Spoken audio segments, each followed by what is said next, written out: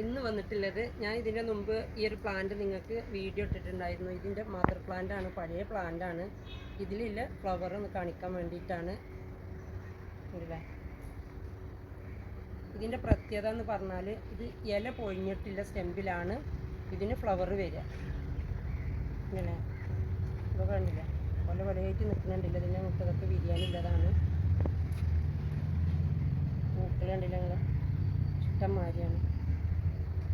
പേരിഷി, നൊബേലി, പേരിഷി എന്നൊക്കെ പറഞ്ഞിട്ടുള്ള ഓരോരോ വെറൈറ്റി പ്ലാന്റുകളാണ്.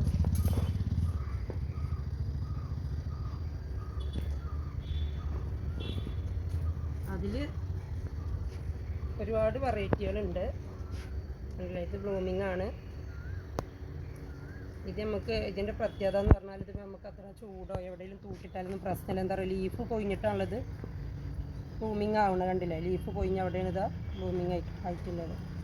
അപ്പോൾ അതുകൊണ്ട് ലീഫ് എന്താവും, ലീഫ് പോവും. ലീഫ് ഇല്ലെങ്കിൽ എന്താവും, പ്ലാന്റ് മോശമാവുന്നൊന്നും പേടിക്കാനില്ല. ഏത് കാലാവസ്ഥയിൽ എവിടെ നമുക്ക് വെക്കാൻ പറ്റുന്നൊരു പ്ലാന്റാണിത്. ഇതിലൊരു 4-5 ഐറ്റം ഇവിടെ ഐറ്റം കളറുകളുണ്ട് ഇവിടെ.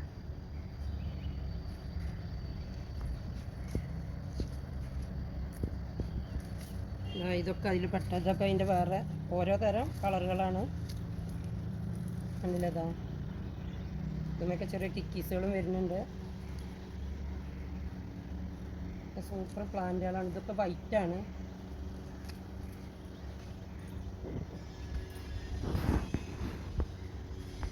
പിന്നെ നല്ല വെറൈറ്റി കണ്ടോട്ടെ, പിന്നെ കണ്ടോട്ടെ, നല്ല വെറൈറ്റി കേറ്റ്ലിയാണിത്.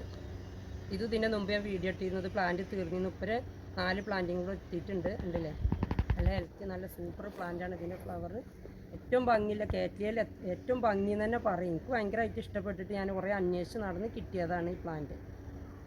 എൻ്റെ അടുത്ത് മദർ പ്ലാന്റ് ആയിട്ടുണ്ട്. അത് ഇതിൻ്റെ മുമ്പത്തെ വീഡിയോയിൽ ഞാൻ കാണിച്ചിട്ടുണ്ട്. ഇതിപ്പോൾ സെയിലിനില്ലതാണ്.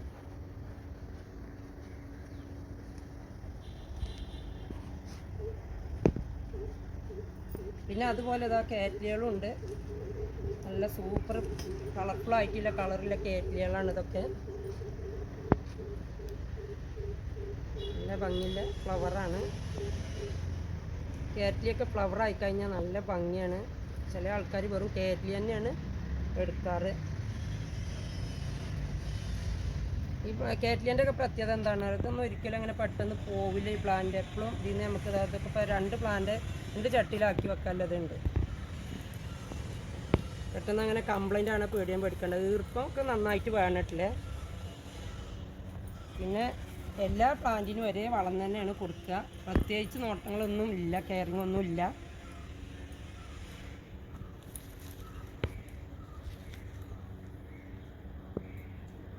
പെരിക്കറ്റഡ് മ്യൂട്ടേഷൻ എന്ന് പറഞ്ഞിട്ടുള്ള പ്ലാന്റാണിത്.